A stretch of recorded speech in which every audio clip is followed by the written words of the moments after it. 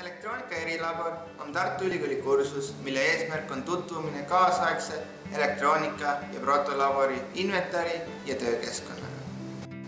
Praktiline töö toimub Tartu Ülikooli protokeskuses, mis asub Noorsoo 1 ruumides 110 ja 113. Kursus on jagatud 3 osaks.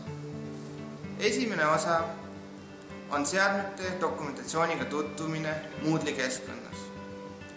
Selle eesmärk on läbi töötada Tartu Ülikooli teelabori protokeskuses olemasolevate seadmete nimistu ja endale selgeks teha kõigi teie jaoks uute seadmete võimalused ja piirangud.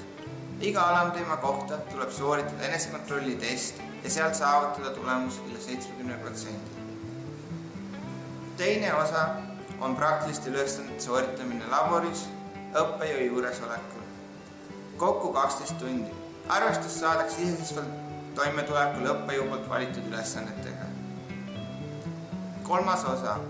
Tegevusaruande koostamine ja esitamine, arvutijuhitavate mõõtmiste tegevuste teostamine ning analüüs või aruanne laboriseadmetel. Alternatiivina on lubatud teha õppematerjale. Arvestus saadakse peale dokumentatsiooni edukat esitlemist. Kursust on võimalik läbida omale sobivas tempos ning aegadel. Praktikumid toimuvad erinevatel nädalapäevadel, enamasti 4-tunniste plokkidena.